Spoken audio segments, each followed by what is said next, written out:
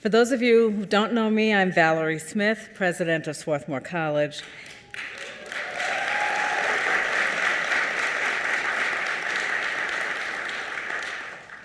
Thank you, and I am delighted to welcome you to the annual McCabe Lecture, a highlight of Garnet Weekend. Thank you all so much for being here.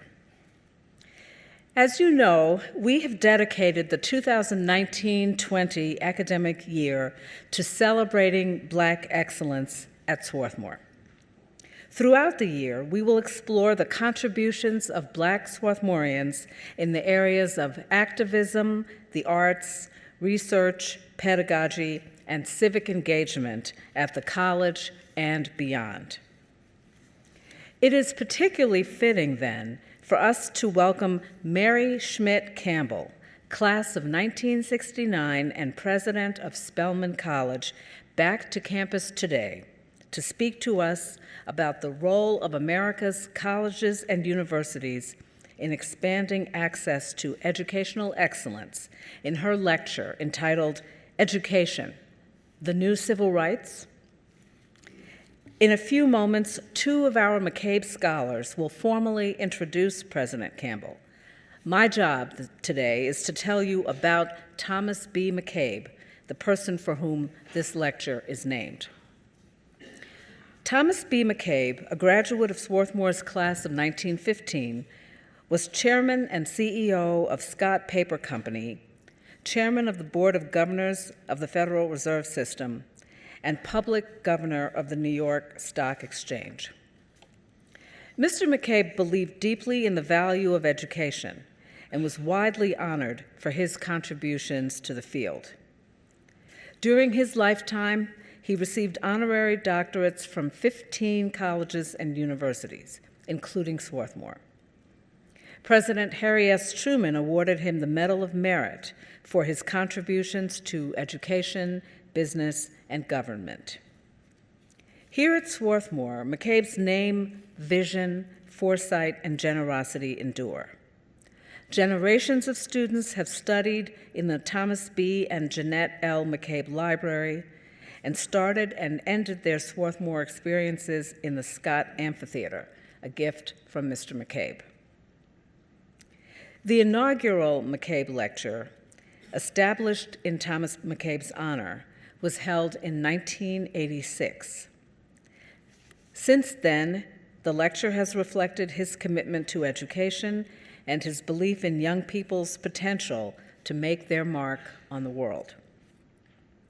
To that end, he also established the McCabe Achievement Awards Scholarship Fund in 1952, which has awarded scholarships to more than 300 Swarthmore students since then. Many of them are here today. Two of them, Shelby Billups and Tyler White, are co-presidents of this year's McCabe Scholars. Shelby Billups is a senior psychology major and cognitive science minor from the Eastern Shore of Maryland. When she's not running experiments in the lab, she can be found in Lang Music Building rehearsing with her a cappella group, Mixed Company, singing with the college chorus and Garnet Singers, or practicing for her role in the upcoming opera, Cassandra. Born and raised in Portland, Oregon, Tyler White is an environmental studies and political science double major who hopes to center the voices of the most vulnerable to craft policy that will combat climate change. On campus, he serves as an academic affairs chair of the Student Government Association, as an organizing member of the environmental justice organization Campus Coalition Concerning Chester, a presidential sustainability research fellow, and outreach coordinator for the Swarthmore African American Student Society. Outside of the demands of his active schedule, Tyler loves music, writing, trying new food, taking photos, and the occasional run. Please join me in welcoming McCabe co-presidents Shelby Billups and Tyler White.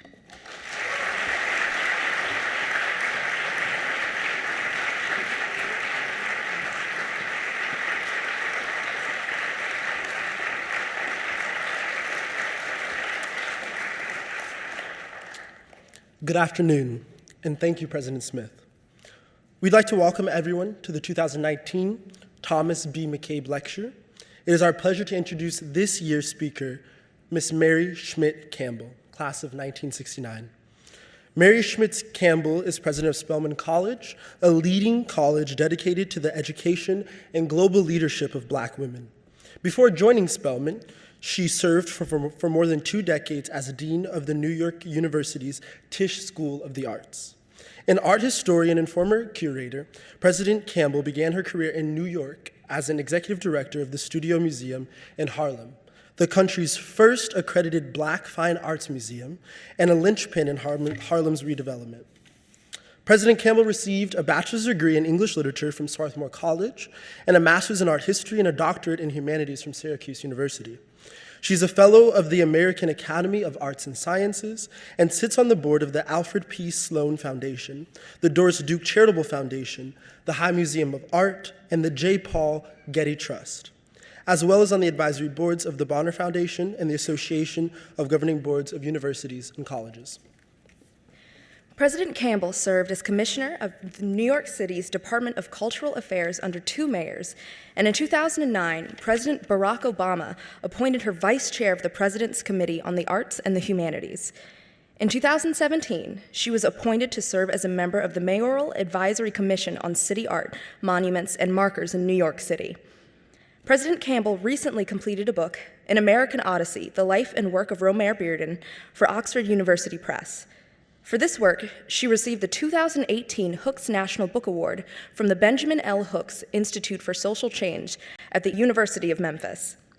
She and her husband, George Campbell Jr., President Emeritus of the Cooper Union for the Advancement of Science and Arts, have 3 sons, including Kai Campbell, class of 1990, and 6 grandchildren.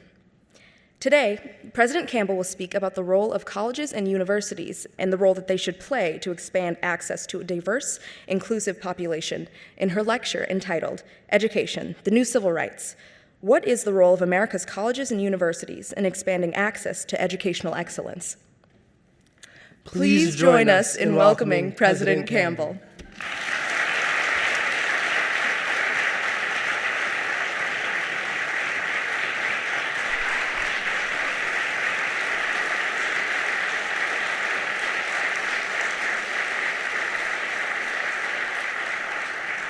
Thank you, Tyler and Shelby. It's so wonderful to be back here at Swarthmore College. I missed my 50th reunion celebration, which was this year in June. So I consider this sort of my stand-in celebration, and it's wonderful. President Smith, we're right there. I was so delighted when you extended the invitation for me to deliver the McCabe Lecture. I have to tell you, I read everything President Smith sends out. And I love getting the messages, not only because I learn all about the incredible things that are going on at Swarthmore, but in her words, I can hear the values and principles that we cherish at Swarthmore. And I just want to publicly thank you for your extraordinary leadership.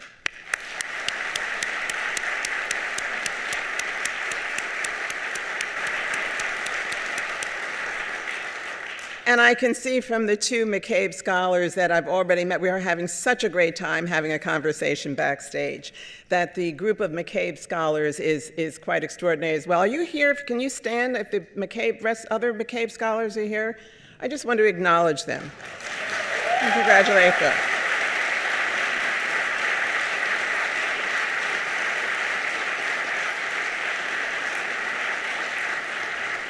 You know, one of our Spelman alumni is Marion Wright Edelman, who founded the Children's Defense Fund.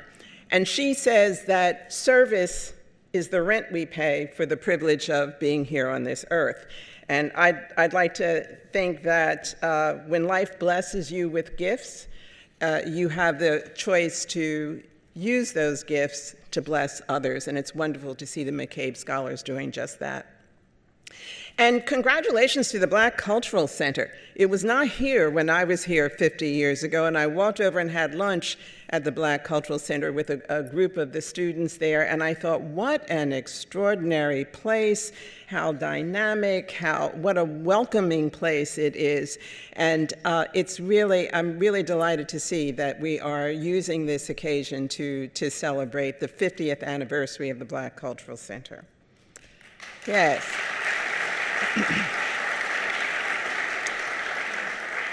So my title of my talk this morning, my talk this morning has a long title. The whole title is Educational Equity, the New Civil Rights, the Role of Colleges and Universities in Expanding Educational Excellence. And so the topic raises a lot of questions. What do I mean by educational excellence and educational equity? And why is it so urgent to expand that excellence and equity, and for whom? And why should a small liberal arts colleges like Swarthmore or Spelman, or any other college or university for that matter, bear responsibility for that expansion? I mean, if we were to take on the responsibility of expanding educational excellence and equity as part of our missions, how would we measure success? And don't we already have enough on our plates? About a month ago, President Smith and I participated in a president's dinner at the National Press Club. A group of about a dozen presidents and as many journalists convened for an on-the-record dinner conversation about the most pressing issues facing higher education today. During the evening, an abundance of topics came up, from enrollment fragility, changes in Title IX regulations, rules governing college athletic programs, threats to international student populations, the overall vulnerability of our fundamental business model, the impact of a looming economic downturn were just a few of the topics we discussed.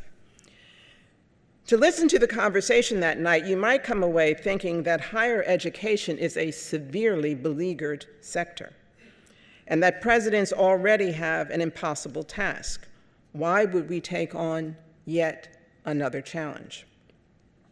Well, the answer, I believe, is that we have no choice. For one, demographic changes are transforming the racial makeup and cultural identity of our citizenry, the electorate, and the composition of the public sphere. Consider, for example, the historic outcomes in the United States House of Representatives after last year's midterm elections. We elected more women and people of color than at any other time in our history. On the one hand, the election of those men and women is an embrace and celebration of our country's growing diversity on the part of a significant number of Americans. In my state, the state of Georgia, we came hair's breadth within electing the first African-American woman, Stacey Abrams, as the country's first Black woman governor. And I can't resist observing that she is a Spelman alumna. In the Democratic presidential primaries, an admittedly crowded field, there are several women, as well as candidates who are Latinx, Asian, and African Americans, and it really makes the point that our political landscape churns with change and possibility. On the other hand, shifting political landscapes notwithstanding, all types of inequalities are actually growing. Take, for example, college completion rates. In 2017, the National Student Clearinghouse Research Center reported that at four-year colleges and universities, these are national statistics. This is not necessarily Swarthmore or Spelman. These are national statistics. At four-year colleges and universities, the six-year college completion rate for Black students was 45.9%. That's under half. Under half of the Black students who go to four-year colleges graduate. The completion rate for Latinx students is 55%, so that's just a little over a half. College completion, by contrast, is 67.2% for white students and 71.7% for Asian students. These trends repeat themselves when we look at other types of educational credentials, such as certificates or two-year colleges. At two-year and certificate-granting institutions, Asian and white students complete at a rate of 63.2% and 62%, respectively. Latinx students complete at a rate of 45.8% and Black students at 38%. Black students not only complete at a lower rate, they leave college with significantly more debt.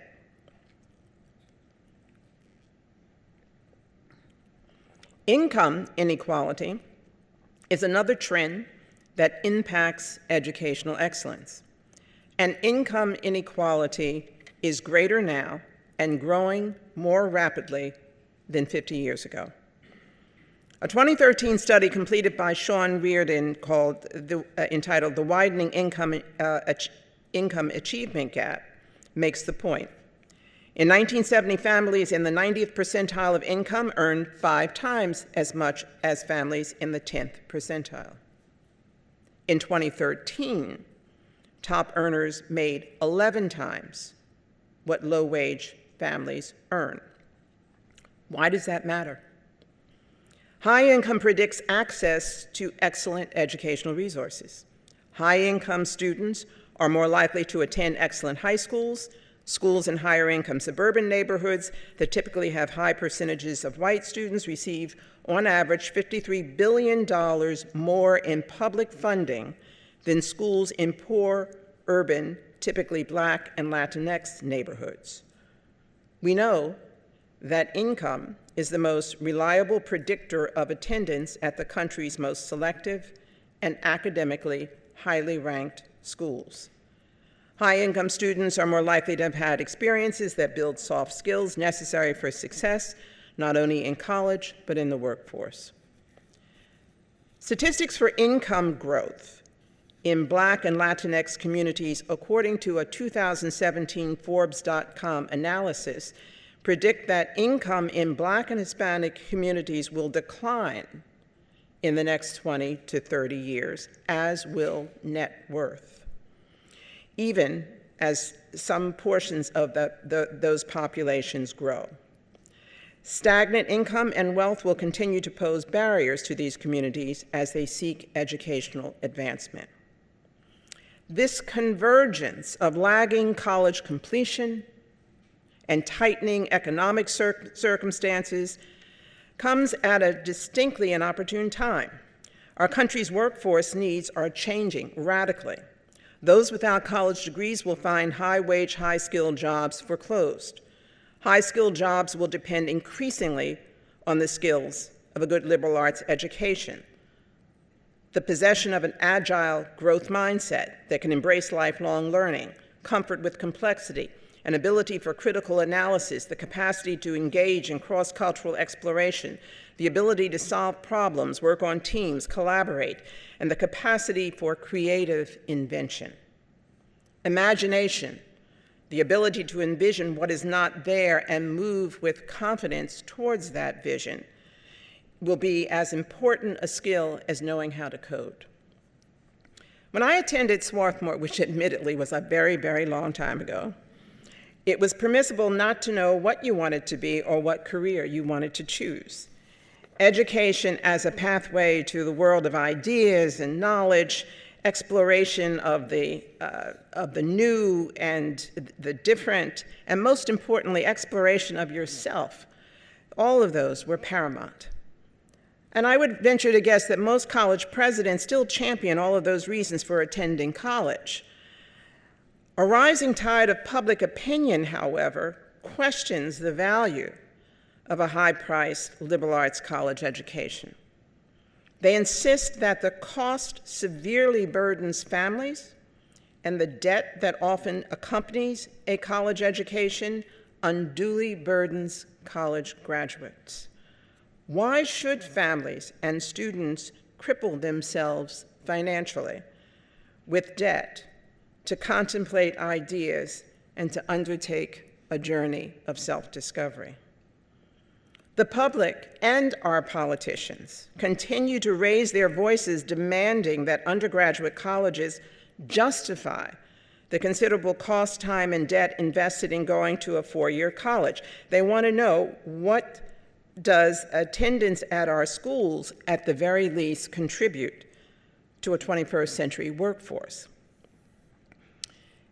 Now that I have served as a college president for 4 years, I have to tell you that when I look at the state of Black America, 50 years after the Civil Rights Movement, and 50 years after my graduation from Swarthmore College, I want more from college education as well.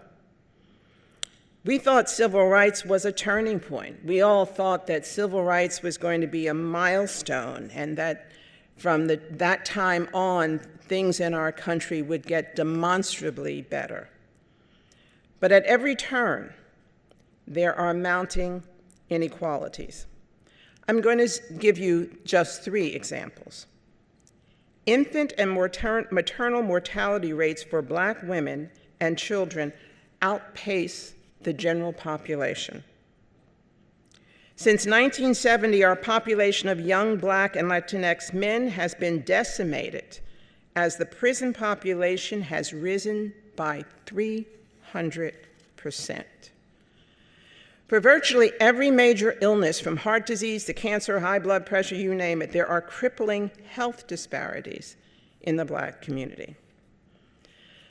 I see all of these statistics show up as realities in the lives of the brilliant, high-performing 2,000 Black women who attend Spelman College.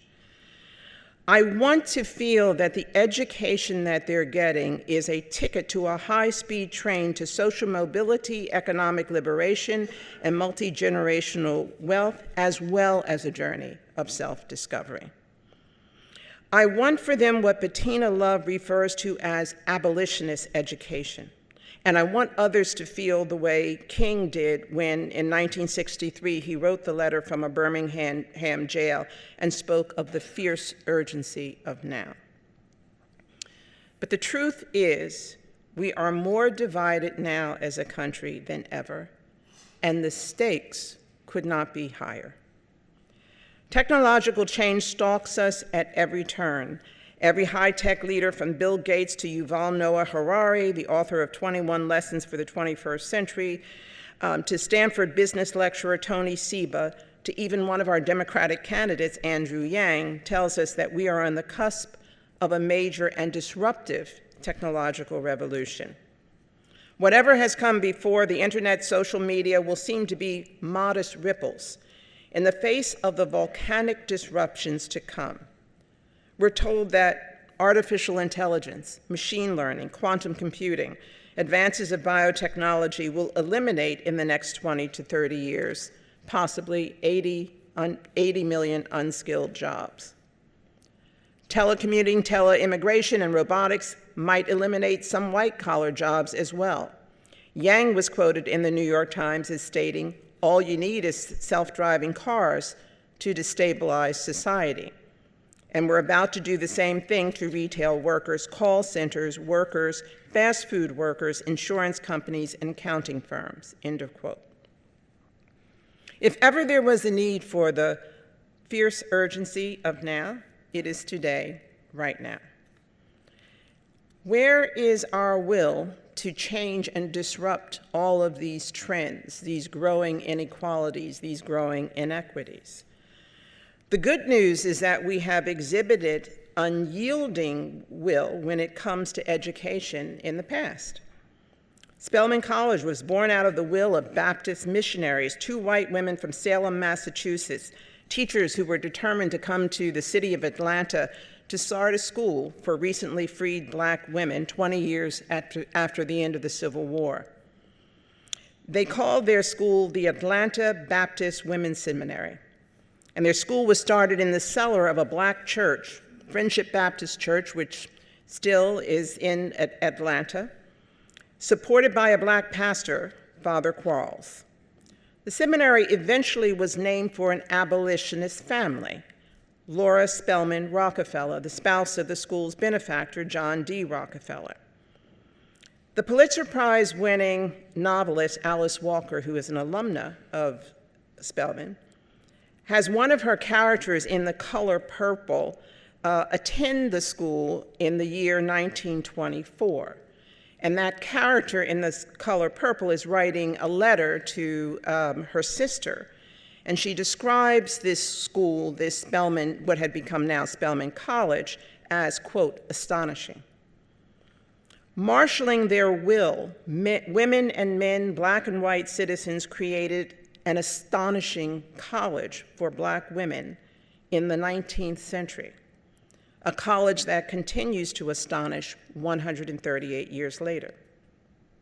In my lifetime, when I was 10 years old, in 1957, yes, I'm that old, what was then the Soviet Union launched a self-piloted satellite that orbited the Earth, Sputnik.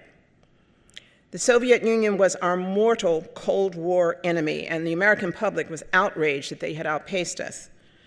And this country's response was immediate. All of a sudden, math and science ruled in elementary and middle school and high school.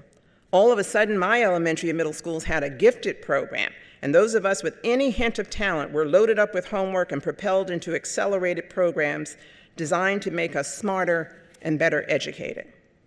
This sudden burst of educational excellence was completely bipartisan.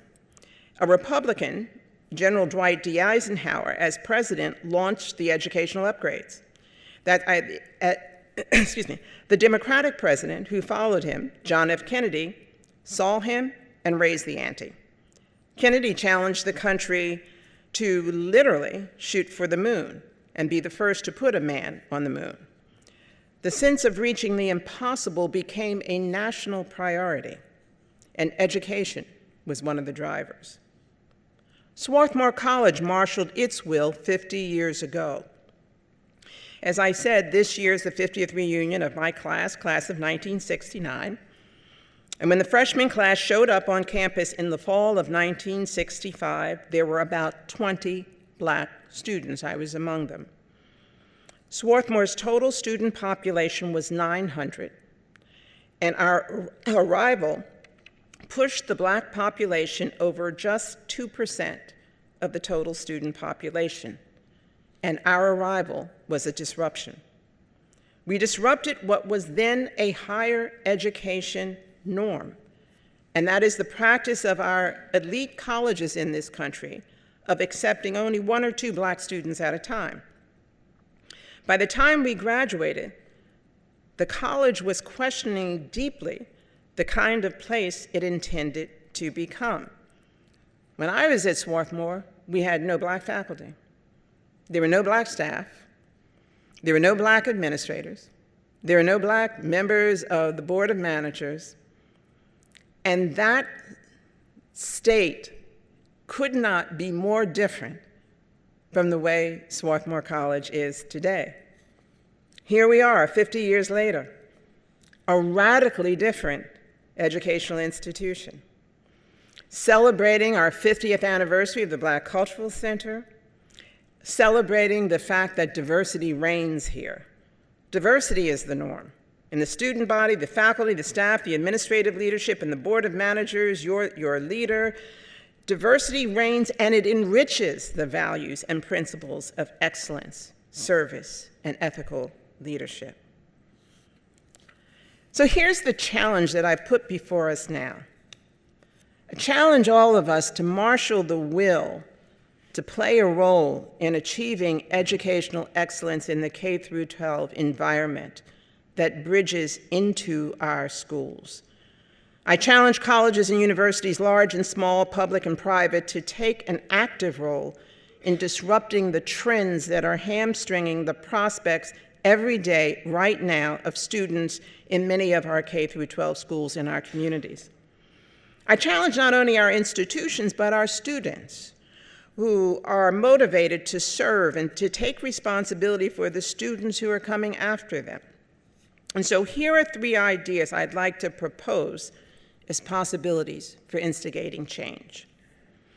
1, I'd like to see a national student-led program to achieve literacy in our K through 12 schools. 2, I'd like to see a national student-led program to achieve math proficiency in our K through 12 schools. And 3, I'd like for all of our institutions, our small liberal arts, large publics, across the board, to embrace teaching across the spectrum of education and embrace that along with focusing on 18 to 24-year-olds. This was an idea, frankly, that I heard President Smith express when we had our dinner at the National Press Club. So let me talk about a little bit about how we might begin to think of those kinds of programs. When I came to Spelman, I invited a group of principals from all of the local schools that were in our neighborhoods. It's elementary, middle school, and high school. And I invited them to dinner. And frankly, my goal was really to kind of share with them all the wonderful things that Spelman was doing to help out their public schools. And I told them about the STEM programs and the math clubs and the chess clubs and all these music groups, et cetera. And they were very polite. And they listened to me. And when I got finished, I asked them, I said, so what could we do that could really make a difference in your schools? And to a person, elementary, middle, and high school, the principal said, you can help us teach our students how to read. They can't read in the 3rd grade, they get to middle school and they can't read, and by the time they get to high school, those reading deficiencies have totally crippled them. And if you can do that, you will have helped us really achieve a major milestone. So we took that to heart. We engaged a literacy expert.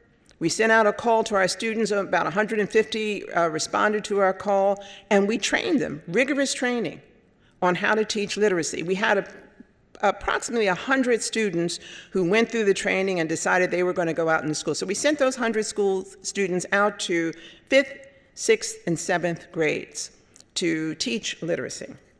After 2 years, we received from the schools, from the reading specialists, the results. And the results demonstrated that those classrooms that had the literacy assistance of our students in 5th, 6th, and 7th grades had reading scores that improved from 10% to 21%. Now, there are many reasons that explain the improvement in the assessments. We know that the students who received the tutorials were actually in school longer. We know that having a longer day in school typically raises performance. We learned that the students love to read out loud to the students, and that in teaching them this activity of reading as a group began to forge real ties and connections between the students who were teaching them and the students who were being taught. But most of all, what they said is that our students showing up consistently over and over and being there over and over develop the kind of trust that these students need in order to create a successful learning environment. So we've taken this notion and we're now intending to expand it to 2 other colleges and universities that are in our Atlanta University cluster, Morehouse College and Clark Atlanta College. And the idea, and also, actually 3 colleges, and Morehouse School of Medicine, which is part of the cluster, with the idea that if we could build a core of 400 or 450 students who went out and who can maintain that consistency, that our own students could become the agents of change. Having thought about that in terms of reading, we turned then to math proficiency. And in this case, we discovered a program that already existed. And I'm a big fan. If something is working, replicate it. And this program was started almost 20 years ago by Wayne State, and it's something called Math Corps. But the principle of students teaching students is still very much the same. So what, in fact, Math Corps is deceptively simple. It begins with a group of math professors in the college, and those Math Corps professors provide rigorous training in math and the teaching of math to their students, to college students. During a 6-week summer program, those college students provide math instruction to a corps of high school students in the afternoons. In the mornings, the high school students then teach a corps of middle school students. And at the end of the summer, over that 6-week period, you have the college students, the high school students, and the math students who've all participated in this chain of instruction, so to speak. The instruction continues through Saturdays throughout the school year, and over several years, what is evident in Math Corps as it's played out in other places is spectacular success. A rise in the ACT scores, a rise in high school graduation rates, a rise in college attendance, and anecdotally, high student and parental approval. We plan to bring Math Corps to Atlanta next summer. And we plan to engage all of the colleges that are in our cluster in the activity of having our students help other students. And if you think of what we could do on a national basis, that could be a powerful engine of change. The third item is to educate across the entire spectrum. And as I said, this is an idea that President Smith made during the evening that we spent at the National Press Club. She observed that higher education doesn't have to limit itself just to the 18 and 24 population.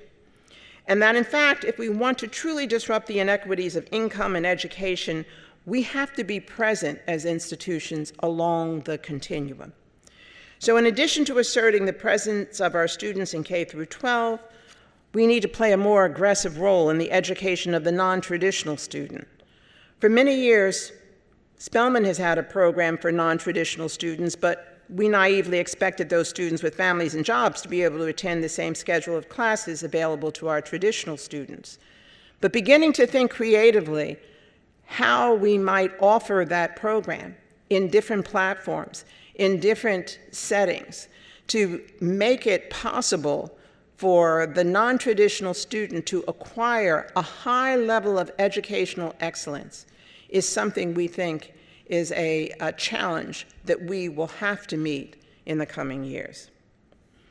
And finally, I just want to think about colleges in general and what they represent in our country.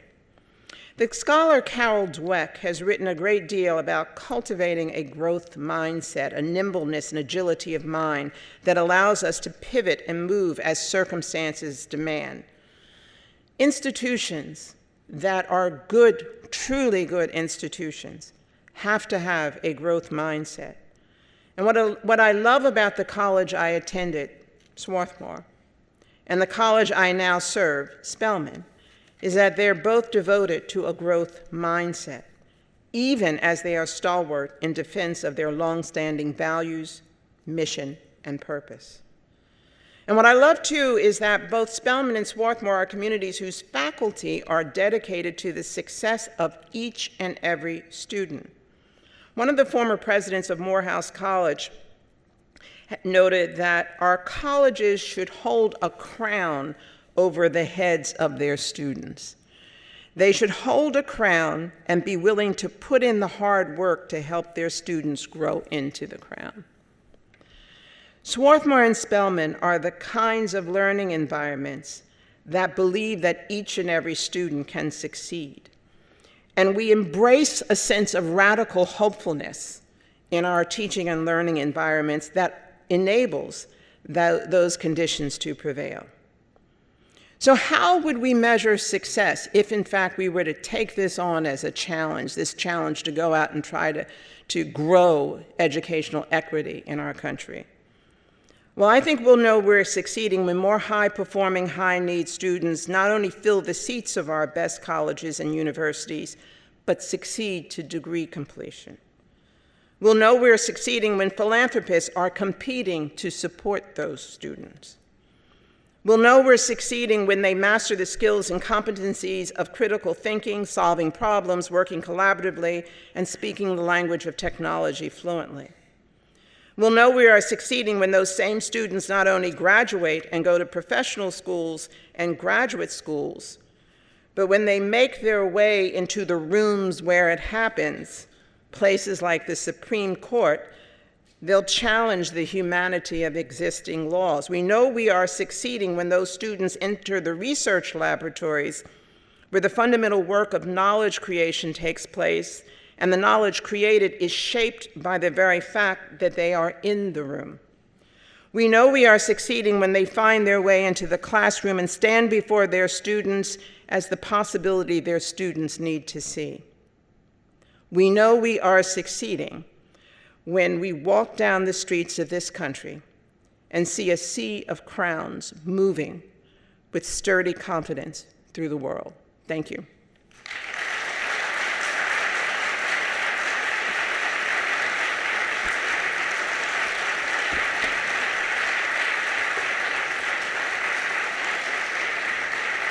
Thank you. Thank you.